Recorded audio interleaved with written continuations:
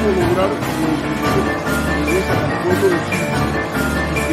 quieren es que al país y al país le vaya bien. Que se crean entre los cubanos y el exterior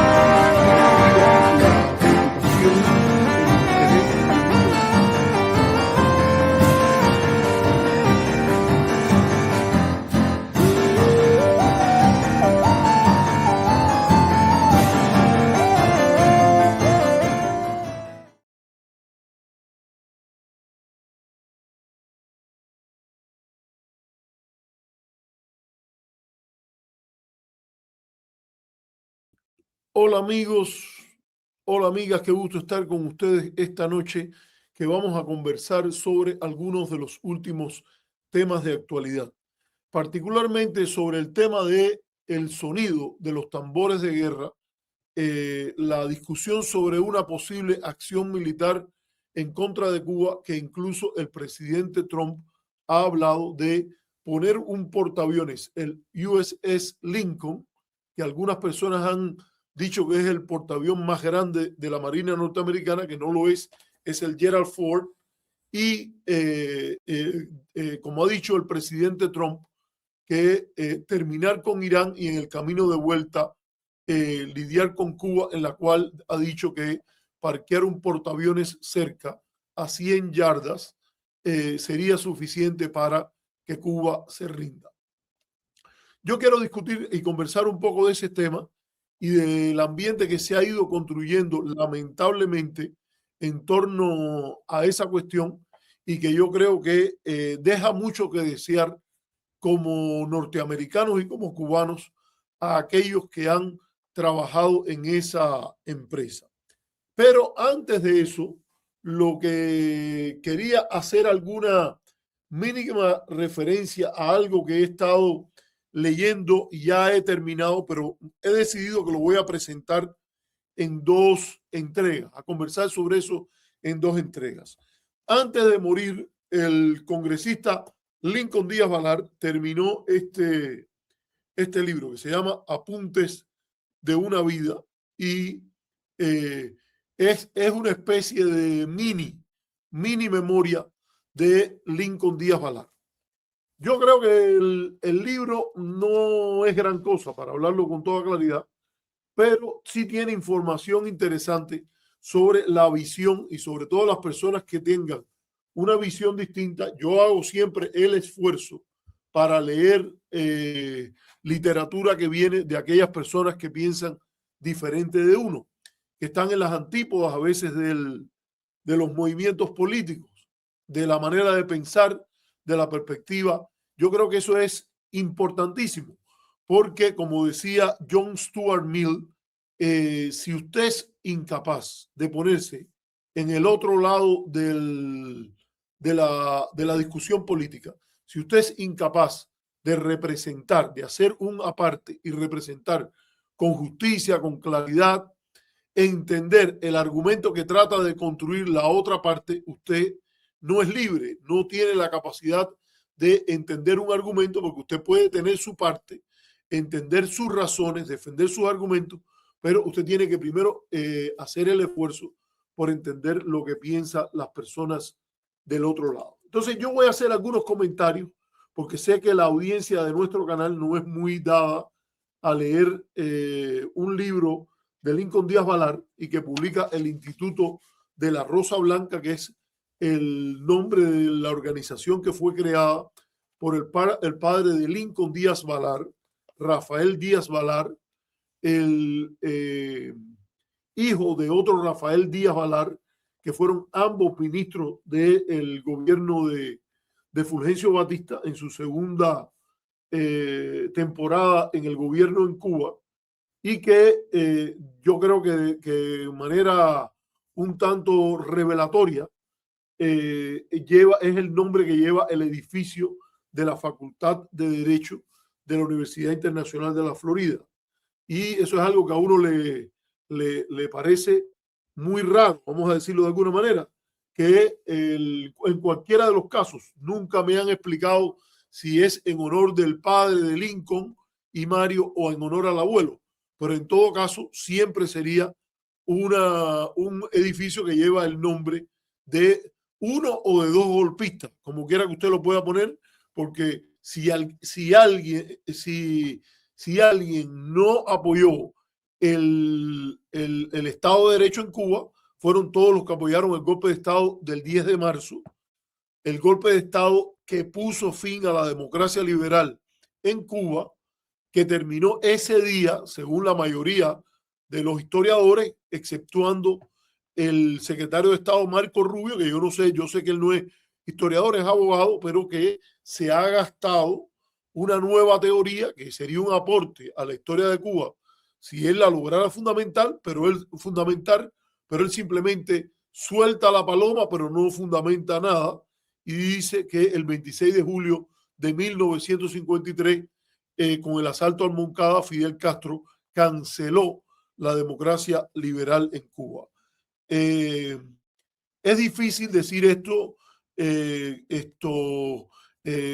con una cara como es redonda o una cara de con un mínimo de cara, porque es muy difícil entender que la rebelión militar del 10 de marzo,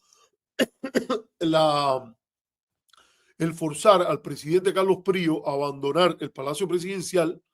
y abandonar el país, y el control de la resistencia al golpe en las guarniciones del cuartel Moncada y el cuartel Goicuría hubiese ocurrido dentro de un marco democrático. Fue muy democrático, parece, para Rubio que eso haya ocurrido así, pero bueno, no para la mayoría de los historiadores ni los periodistas, de la gente, bueno, hasta los periódicos más importantes se refieren al 10 de marzo como el día del golpe. Y no sé qué puede haber sido en la idea de Rubio para poner el golpe de Estado el 26 de julio. Bueno, yo creo que es interesante. En la primera parte yo creo que es interesante cuando él explica por qué el libro, ¿no? Y ahí él se extiende. Primero dice que Estados Unidos es una fuerza para bien, usa una frase del rabino Maimónides en la cual dice que no hay gobierno perfecto ni persona perfecta, y que lo que distingue al justo del perverso es que predominen en su labor los actos de bien frente a los actos de mal. Él dice que, por tanto, Estados Unidos es una fuerza para el bien. Esto es un área donde yo estoy de acuerdo con el congresista Díaz Balart. Yo creo que Estados Unidos, si usted hace un balance general de su trayectoria en el mundo, es una fuerza para bien, aunque ha tenido, en razón de su poder y en razón de su propia historia, actos de perversidad que no son a olvidar de ninguna manera, y que han provocado la reflexión de grandes norteamericanos, empezando por los propios padres fundadores y siguiendo, por ejemplo, con John Quincy Adams en el tema de la esclavitud, el propio Benjamin Franklin cuando criticó temas importantes y dijo que era para el pueblo decidir si podía mantener el sistema de gobierno que el país se había dado, que era una república. Hay toda una discusión muy grande, incluso de historiadores como Charles Beer, sobre el tema de cuán importantes fueron los intereses económicos de la esclavitud en la fundación del país. Pero yo creo que hechos como la liberación de los esclavos, el papel emancipador de Lincoln, el hecho que fuera la primera república independiente fuera de Europa, la proclamación de los ideales republicanos y la idea de los derechos inalienables, que son la libertad, la vida, la libertad y el derecho a la búsqueda de la felicidad. La lucha de Estados Unidos en la Primera Guerra Mundial, cuando Wilson proclamó en paralelo a Lenin el derecho a la autodeterminación de los pueblos, inspirado, entre otras cosas, en valores que están proclamados en la Declaración de Independencia. El papel de los Estados Unidos en la Segunda Guerra Mundial, en alianza con Inglaterra y la Unión Soviética contra el fascismo, la defensa de un conjunto importante de libertades durante la Guerra Fría, que en el contexto europeo fueron importantes para mantener la democracia liberal allí en Estados Unidos y en Norteamérica, a la vez de criticar la perversidad del apoyo a golpes de Estado en América Latina, la postura contraria a los nacionalismos independentistas en América Latina y en países del tercer mundo como es el Congo, donde se produjo un verdadero genocidio tras la muerte del primer ministro, el legítimo primer ministro del Congo belga, Patricio Lumumba, y otras cosas. Pero yo creo que hay que hacer siempre un balance. Esto sería válido para cualquier tipo de sistema de gobierno, para cualquier experiencia, y incluyendo, por cierto, la de la Revolución Cubana. Y a mí me parece que es un juicio que es interesante a verlo en él, aunque él no le aplica este criterio a Cuba, donde él dice que su ilusión constante, su gran motivación para la acción ha sido librar a Cuba del totalitarismo, la destrucción, la degradación, la muerte y la diáspora que le ha causado a Cuba un daño indescriptible. Ahí se acabaron los matices, ahí se acabó toda la idea de poner las cosas en una balanza. Y bueno, parece que se murió sin eso. Él reivindica que Cuba recupere su autodeterminación, lo cual es una contradicción porque él va a ser uno de los gestores más importantes de la ley Helms-Burton, y esto llama y tiene un optimismo a que Cuba volverá a ser una república independiente. Vamos a ver qué es lo que él entiende por eso, porque lo que él procura con la ley Helms-Burton es una república dependiente. Y las repúblicas, si son independientes, no pueden ser ni protectorados ni colonias. Y dice que va a florecer como tal. Tiene una última invocación, el último evento que él invoca con un pequeño parrafito es el 11 de julio del 2021, donde él dice que el pueblo lanzó un mensaje al salir a la calle y que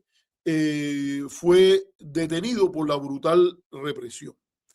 De ahí él viene y define al sistema cubano, muy mal definido en mi opinión, muy mal diagnóstico, como una tiranía feudal de la familia Castro, donde todos los cubanos serían siervos. Usa el término como si fuera una especie de siervos de la gleba, no dice la parte de la gleba, pero dice que es una tiranía feudal de la familia Castro, y por eso a partir de ese mal diagnóstico se justifica toda la política que él ha hecho de asedio contra el país, de acoso, aislamiento. Esto hace una gran invocación a su padre y hay un momento en que él establece una relación del futuro de Cuba con algo que fue muy importante en su curso político, que es el tema de la migración. Él se imagina una Cuba abierta, él invoca una recomendación de su padre en la cual él dice que Cuba debería, una vez que sobrepasara esta fase, a partir de dos bases. Una sería una relación especial que Cuba desarrollaría con Estados Unidos. Yo creo que una buena relación con Estados Unidos a la larga es clave para el desarrollo de Cuba. Yo creo que era entonces, es hoy y fue ayer durante todo este periodo, y yo creo que todo el que ha procurado una mala relación con Estados Unidos, ya sea por vocación propia desde el gobierno de Cuba o por castigo a Cuba por parte de sectores de la diáspora, han estado en el lugar incorrecto, porque al decir de Martí, una mala relación con Estados Unidos no es ni útil ni aconsejable. La geografía no determina, pero sí juega un papel muy importante, y a mí me parece que no es gobierno leal ni es oposición leal el que procura el daño al país por sus razones políticas, ideológicas, y en ese sentido a mí me parece que Una cosa es los conflictos que son inevitables y otras son la propensión a, ¿cómo decir? La propensión a lo contencioso, que nunca es buena consejera en relaciones internacionales y no es un acto de lealtad cuando hay un opositor abogando para que un gran poder a 90 millas de las costas de Cuba tenga una política hostil hacia Cuba, más allá de lo que en algún momento pueda darse por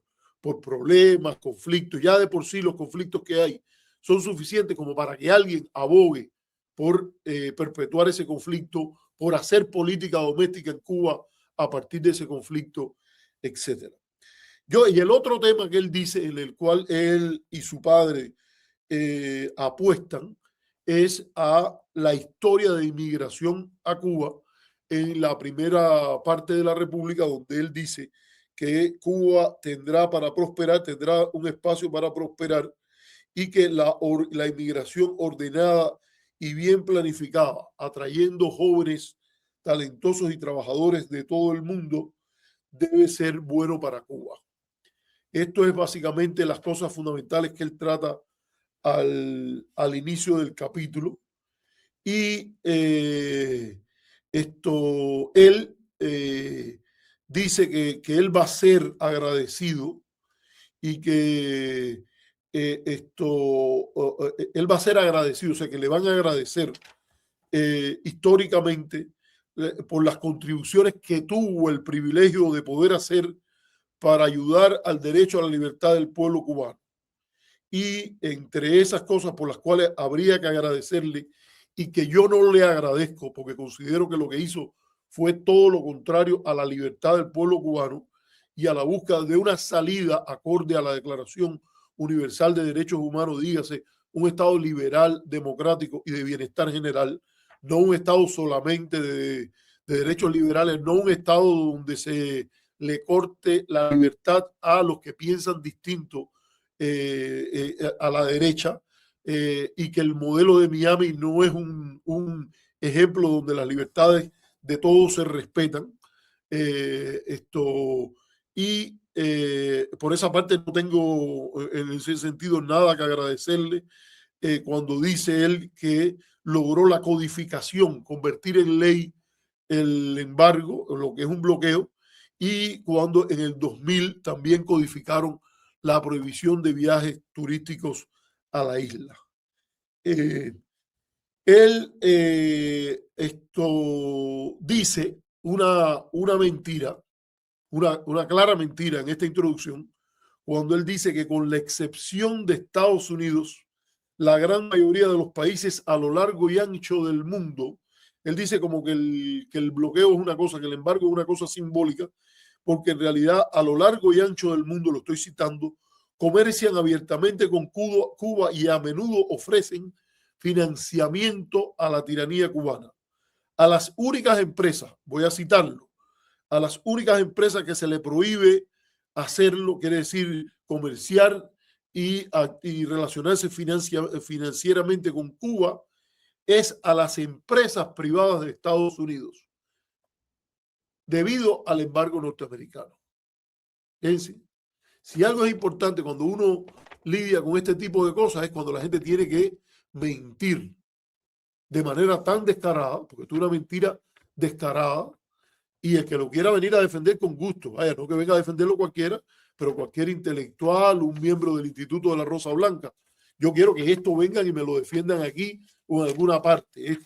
Fíjense, aquí está todo marcado porque yo me di el gustazo de ir y tratar de entenderlo. Y cuando veía hechos, lo primero que traté de encontrar fue hechos donde su planteamiento no pega con la realidad. Y claramente es una mentiraza. Cuando dice a las únicas empresas que se les prohíbe hacerlo, quiere decir comerciar y conectarse financieramente con Cuba, es a las empresas privadas de Estados Unidos debido al embargo norteamericano. Y entonces, bueno, él hace referencias a cómo él lo que ha tratado es evitar por mucho tiempo que se establezca en Cuba un Estado totalitario como en China comunista. Fíjense, él es una persona que en este sentido llega más, porque él dice que cuando hay más recursos, un Estado totalitario no reprime menos, sino todo lo contrario, reprime salvajemente y con mayor sofisticación. Y entonces dice que el ejemplo de eso es China. Yo creo que él lamentablemente no puede tomarlo, pero le haría bien tomar un curso sobre historia china bajo el comunismo, porque nunca, nunca los niveles de represión, de cercenamiento de libertades de la China post muerte de Mao, después que se produjo la apertura en Occidente y en Estados Unidos al comercio con China, los niveles de represión en China se hicieron mayores cuando él dice que mientras más recursos, mientras más comercio, mientras más relación con el exterior, más represión. Eso no hay manera. Esto sería un gran aporte de Lincoln Díaz Balar a la historia del comunismo chino. El único problema que él en el libro lo suelta en un párrafo para usarlo en contra de Cuba, pero muy mala historia de China, no sabe bien la historia de China y lo que hace es construir aquí un invento ideológico que además no resiste ningún tipo de análisis racional que vaya de las premisas de este diagnóstico a sus conclusiones, pasando por la realidad. A ver, aquí dice que cuando se piensa en el embargo americano, es esencial recordar que ninguna dictadura ha aceptado una transición democrática en ausencia de presión significativa. Y es por eso que el embargo de Estados Unidos es tan importante. Bueno, él dice eso. Es cierto que se han producido transiciones democráticas a partir de máxima presión y muchas de esas transiciones no han sido muy exitosas, por cierto. Han sido verdaderamente desastrosas. Por ejemplo, en el caso de los gobiernos comunistas, es de la República de los Consejos en Hungría en 1919. Compárese con la transición luego en la propia Hungría en los años 90, cuando no se hizo sobre la base de la máxima presión, sino sobre la base de las aperturas del Acta de Helsinki, que abrieron la posibilidad de viajes, intercambios, énfasis en las ideas de derechos humanos, etcétera. Y bueno, hay otros casos que han sido el resultado de esto. Por ejemplo, no hubo ninguna transición democrática en Guatemala cuando la contrarrevolución se impuso y canceló el gobierno de Jacobo Arbenz. Y si uno se pone a ver lo que provocó la presión contra el gobierno del presidente Salvador Allende, que era un gobierno democrático, y que los sectores con los cuales Lincoln Díaz Balar se regodeaba, celebraron, se trató de el aniquilamiento de un experimento democrático y que después, cuando se produce la transición en Chile, no tiene nada que ver con las presiones totales, ni mucho menos, ni lo que pasó en Sudáfrica, como alguna de las personas aquí quiere decir. Él recuerda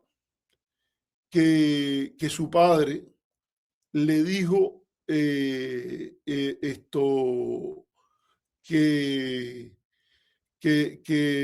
cuando él pasó, o sea, Rafael Díaz Balar, el padre, él evidentemente está muy influido por su papá. El papá de él es una figura, yo leí la biografía, la memoria, una especie de memoria del padre de Lincoln Díaz Balar, que es Rafael Díaz Balar, y que tiene cosas también interesantes. Pero en este caso, él dice que cuando su padre lo vio llegar al Congreso de los Estados Unidos, dijo que sentía que ahora se podía morir, y particularmente después que lo vio atacar fuertemente al congresista Charles Rangel de Nueva York en un pleno de la Cámara. por supuestamente Charles Rangel criticar a los exiliados cubanos. A mí me parece que si alguien, una de las personas que en algún momento merece un reconocimiento grande, yo tuve el honor de conocer a Charlie Rangel y conocí a su jefe de staff, que era un cubano que había venido de niño, creo que era como en los años 50. Ahora no recuerdo muy bien, yo tengo por ahí hasta correos con él, y que era su jefe de staff y que hizo tanto Charlie Rangel por cambiar y sacar a Cuba de las medidas estas tan anti-norteamericanas que son la política de bloqueo. Charlie Rangel tenía como norteamericano el pedigrí que no tenía Lincoln Díaz Balar, ni nunca va a tener, tuvo Rafael Díaz Balar, ni nunca van a tener toda esta gente que hay por ahí. Charlie Rangel fue veterano de la guerra de Corea. Se fue a pelear a la guerra de Corea y allí se ganó el derecho por el GI Bill, o sea, por la ley que le da apoyo a los veteranos para poder ir y estudiar en la escuela pública, en la Universidad Pública de Nueva York, y llegó a convertirse en el presidente del Comité de Medios y Arbitrios de la Cámara,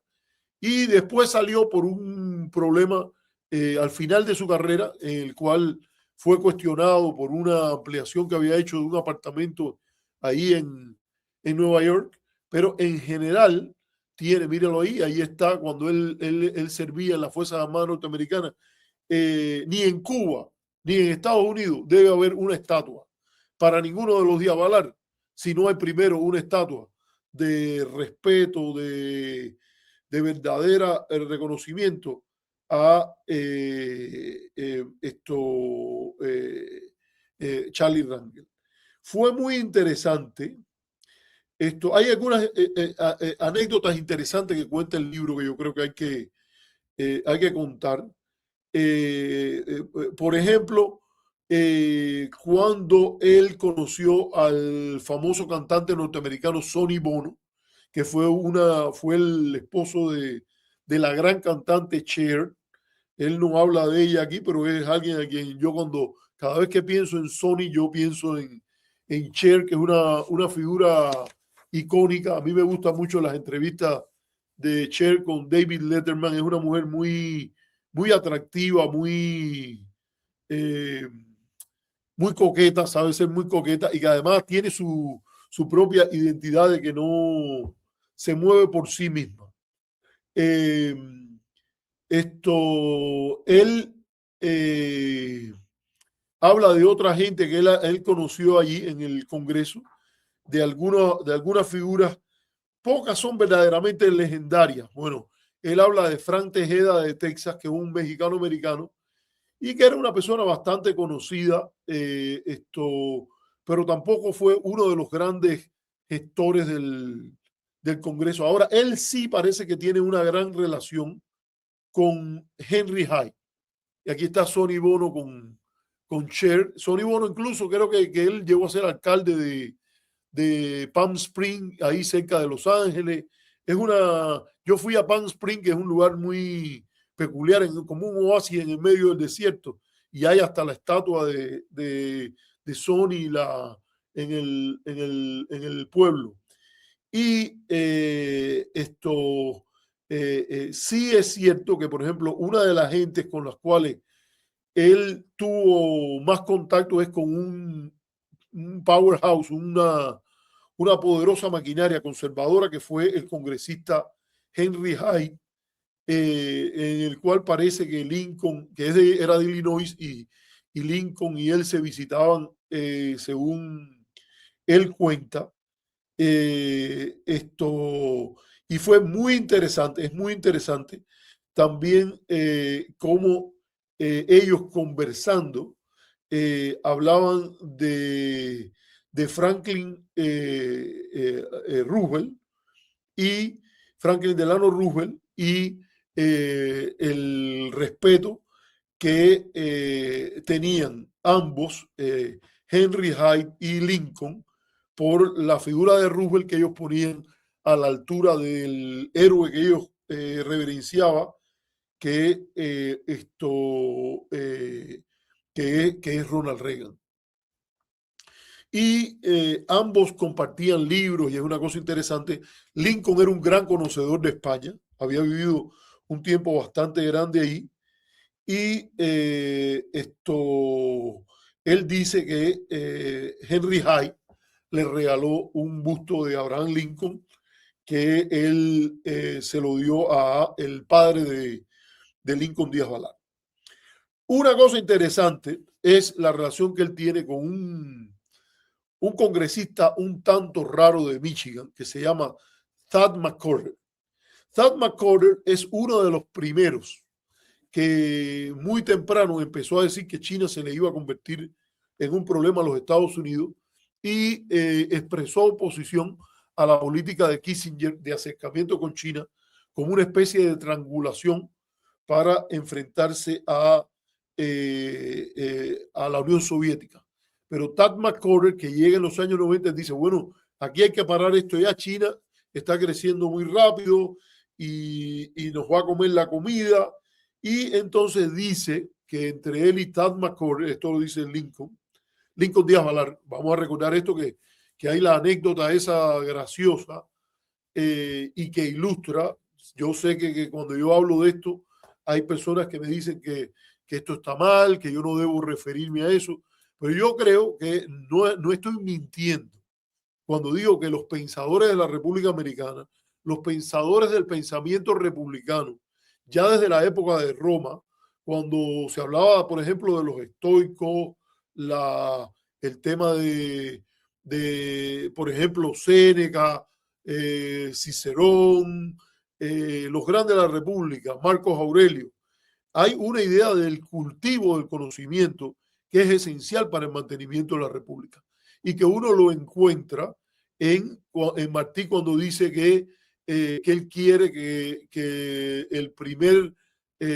precepto de la República sea el culto de los cubanos a la dignidad plena del hombre. Y en lo de vivir una vida digna es una vida libre. Y el gran apóstol de Cuba hablaba de la necesidad de la educación. No expresa esa educación cuando en el famoso programa de Pérez Roura, esto lo leí, creo que fue en una de las crónicas de Luis Ortega o algo así, que se dio el caso de que en una referencia que estaba haciendo Pérez Roura a Lincoln, la victoria creo que era en la guerra civil o el cumpleaños de Lincoln, algo así, y se produce una llamada del grupo del cual son herederos todos los que aspiran a la intervención militar, todos los que apoyan las sanciones. Es representativo lo que pasó aquí en esta llamada telefónica cuando llama a Pérez Roura y le dicen, Armando, pero no solo habla de Lincoln, habla de Mario también. Y lo que Pérez Roura estaba hablando era del gran emancipador, del gran Lincoln. Pero el oyente que creo que le decía, Aruca los llamaba los radiopacientes, dijo esa barbaridad de que habla de Mario también. No, si te está hablando de Lincoln, el gran emancipador, no se está hablando de Lincoln Díaz Balart. Pero es interesante que Lincoln Díaz Balart, con Thad McCorder, él usa esto y recuerda su especial relación con los Beatles, que es muy interesante porque él cuenta cómo cuando él vivía en España, su mamá que trabajaba, creo que era en el hotel o ella trabajaba por ahí no, ella no trabajaba ahí, ella estaba en la peluquería, ahora me acordé.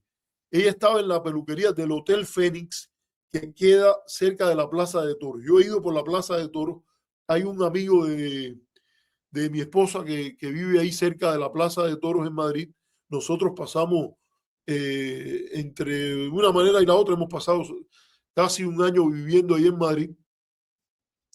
Y yo no me acuerdo dónde queda el Hotel Fénix, pero acorde a esta historia de Lincoln, su mamá estaba en la peluquería del Hotel Fénix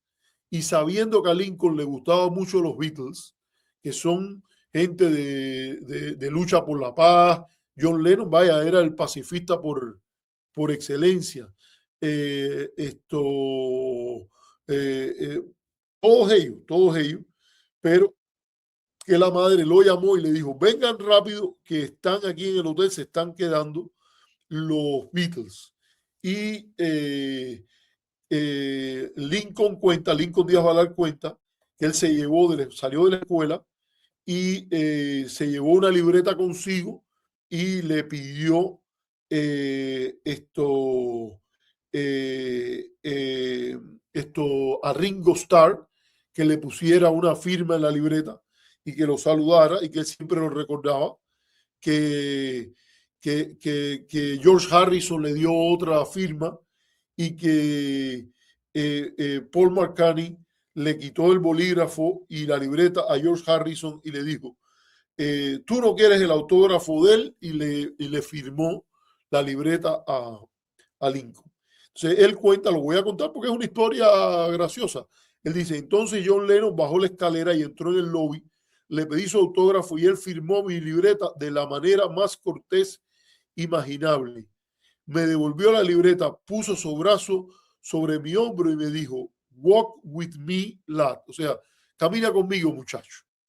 Y dice que él caminó junto a él, atravesando la puerta giratoria del hotel hasta la limusina que esperaba a los Beatles para llevarlo al aeropuerto. Y recuerdo que Lennon le dijo cuando caminábamos juntos, tú eres un chico especial, mantente en la escuela. Fue lo que le dijo cuando le cerró la puerta del automóvil, uniéndose a los otros Beatles en la limusina. Muy interesante porque es que es verdad que eso hay que recordarlo con mucho interés. Bueno, él dice que yo creo que aquí hemos dejado. Vamos a después ir hablando de otras partes del libro. Yo lo voy a marcar y después vamos a seguirlo tratando, pero yo creo que hay temas que son verdaderamente interesantes que él trata aquí. Bueno, déjeme terminar el capítulo, para ya terminar el capítulo y lo dejo ahí, porque el capítulo se acaba rápido. Él hace referencia a su buena relación con importantes figuras de la cultura cubana, todos ellos de línea bien alineada a la derecha, y se refiere a una figura interesante que él habla poco de ella, pero que yo traté de ver, coño, caramba, capaz que hubiese hablado más de ella, porque es una figura de las más interesantes, yo creo, de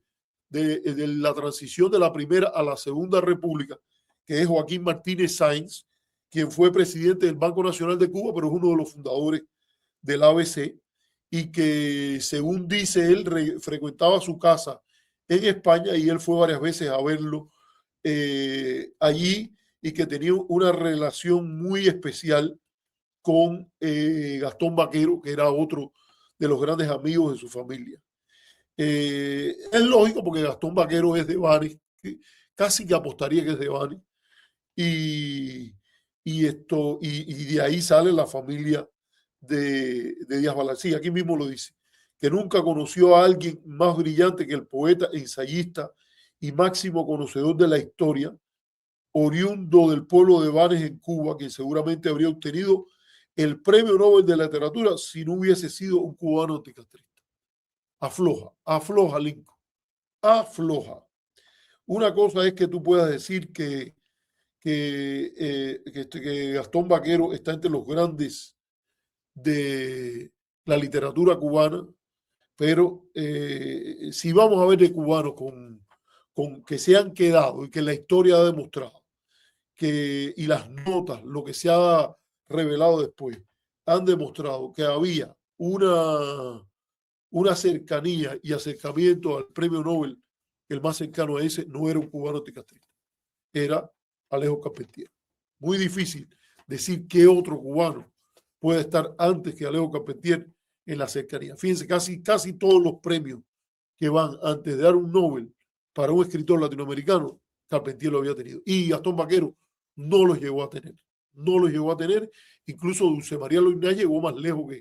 que Gastón Vaquero en los niveles de premios que recibió, o, por decirlo ahora mismo, Leonardo Padura, que llegó más lejos que Gastón Vaquero también. Así que no me parece apropiado esto es muy apropiado que mencione al gran escritor que vivía a cuenta recibía una pensión importante en la época batistiana, y eso no quita un ápice a su mérito literario, pero de llegar y decir ahí que era el aspirante al premio Nobel y que lo hubiesen hecho si no hubiese sido un anticastrista, no. El premio Nobel se supone que sea para las figuras más importantes a este respecto. Él termina este primer capítulo con una referencia a uno de sus supuestos méritos, contrario a las políticas de intercambio, de acercamiento, de diálogo. Según él, es la defensa de Radio Martí, porque él había un congresista de Colorado que con una visión austera de Estado mínimo decía que no tenía sentido. Era el congresista de Colorado, Davis Katz, que yo tuve la oportunidad también de conocer, y que él quería eliminar los fondos para Radio y Televisión Martí, cuando Radio y Televisión Martí prácticamente no se veían en Cuba, y Lincoln defendió esta estación diciendo que era una cuestión de no darle a Fidel Castro una victoria. O sea, había que mantener gastando millones de dólares en una televisora que no se veía, o que no se veía en lo fundamental, salvo algún que otro bolsón en Cuba, simple y llanamente para no darle la victoria a Fidel Castro. Esto lo recuerdo porque ahora hay hasta Partido Liberal Ortodoxo, Unión Liberal Cubana, tanta gente que ahora se está reclamando liberales, cuando el récord de los movimientos radicales contra revolucionarios cubanos ha sido siempre pasarle por arriba a las posiciones de gobierno mínimo esenciales al liberalismo a nombre del liberalismo. Esta es la historia. Y la segunda cosa que él reivindica es su haber obstaculizado la visita. Él se atribuye que él fue el que logró que cuando iba a haber la cumbre de la Organización Mundial del Comercio en Seattle, y donde Fidel Castro había recibido una invitación del congresista Jim McDermott. Ahí hay que poner también, ese es ahora el distrito de Pramila Jayapal, que es la que fue ahora con el hijo de Jesse Jackson, Jonathan Jackson, a Cuba, y que dice Lincoln que gracias a él, porque él había hecho para que arrestaran a Fidel Castro, si se atrevía a visitar a Seattle, él iban a arrestar a Fidel Castro si iba a Seattle, y Fidel Castro responde de una manera que yo creo que nunca se debe de olvidar, que él dijo que a él no lo iban a arrestar vivo y que él se iba a resistir a cualquier arresto en los Estados Unidos, y que por eso decidió no asistir a Seattle, para evitar que hubiese la más mínima posibilidad de un enfrentamiento entre Estados Unidos y Cuba, aun cuando él iba a ir y tenía la garantía del derecho internacional de que a una conferencia internacional los jefes de Estado viajan con impunidad, pero la carta de Fidel Castro, que la reproduce Lincoln, y yo voy a leer un párrafo de lo que dijo Fidel Castro, dice: dejo a un lado la histeria y las amenazas de los gritones de la mafia terrorista de Miami, siempre deseosos a provocar un sangriento conflicto armado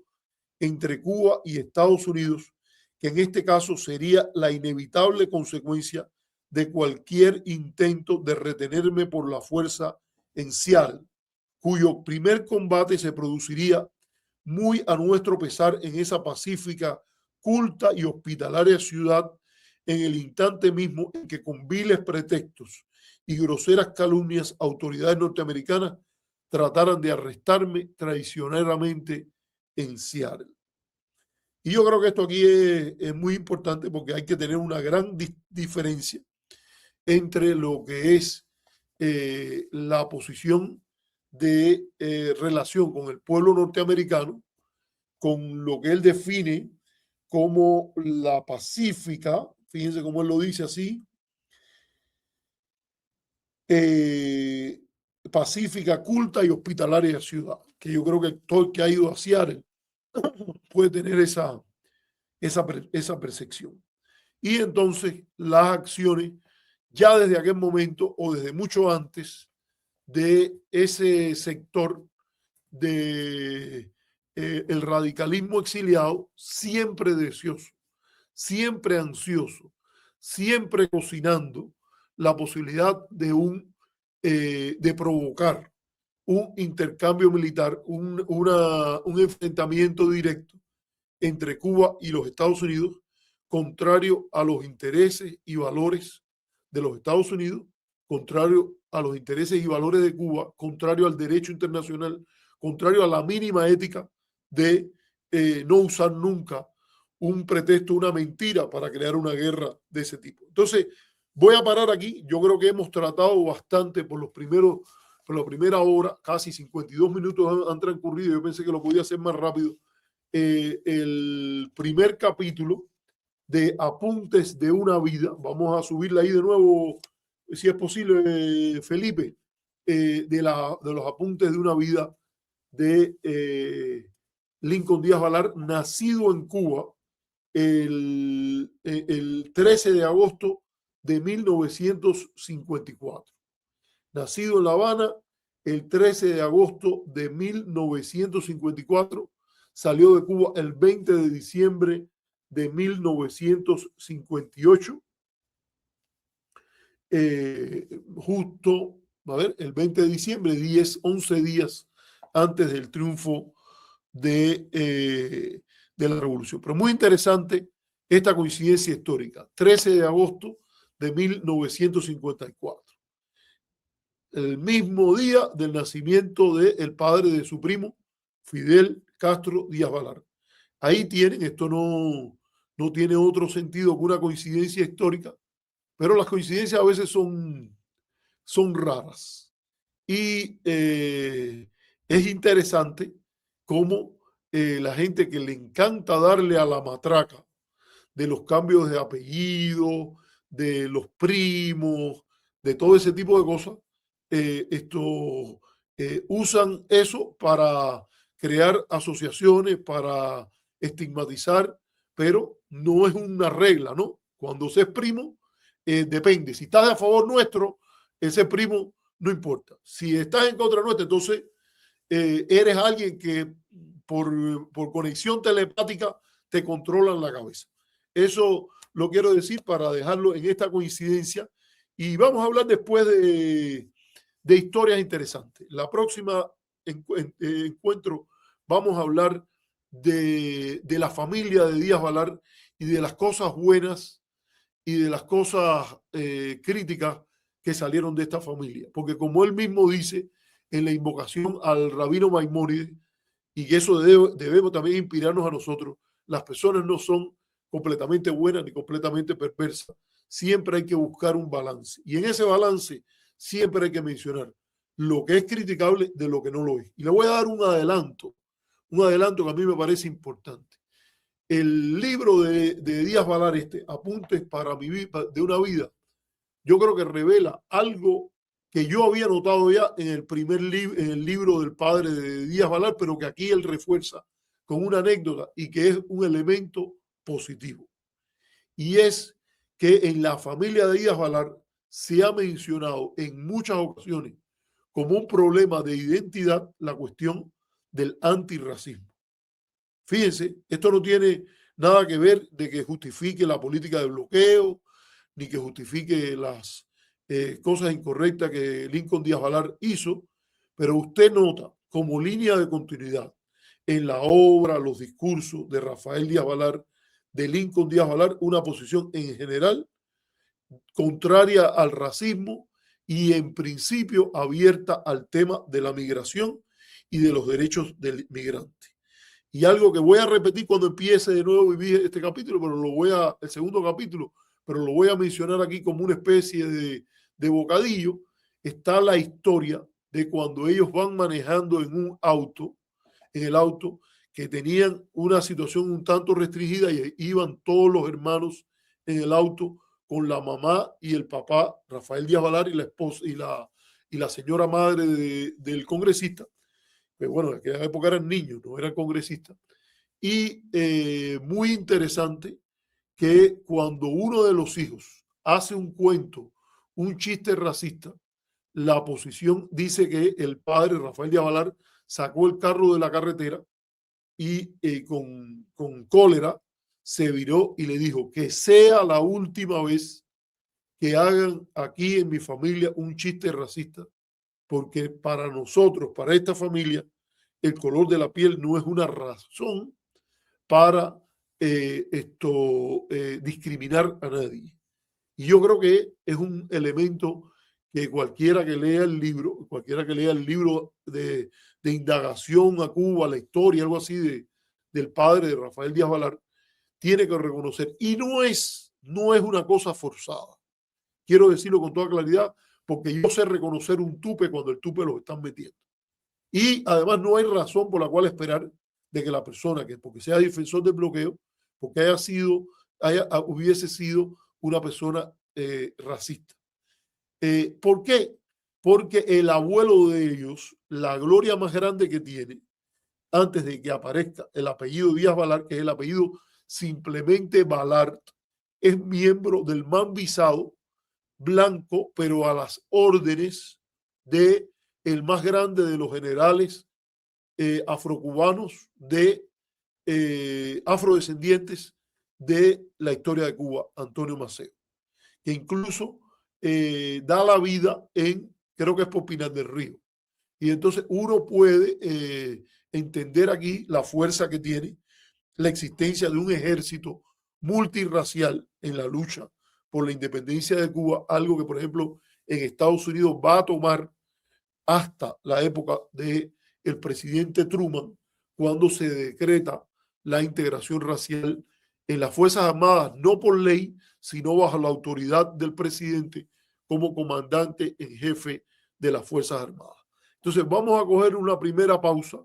y regresamos para conversar sobre el tema de las amenazas de guerra, los tambores de guerra, y hemos empezado con esta conversación que ojalá más personas puedan verla y contribuir con nuestro canal. Les pedimos que si pueden nos hagan una donación, que si pueden nos pongan compartan el programa. Vamos a suscribirnos, vamos a compartirlo, vamos a dar like en Facebook, vamos a hacernos miembros del programa, porque así podemos mantener un programa que busca una discusión sobria, objetiva, con criterio sobre el tema de Cuba y sus relaciones con el mundo y sus relaciones con Estados Unidos. Nos vemos detrás de la pausa.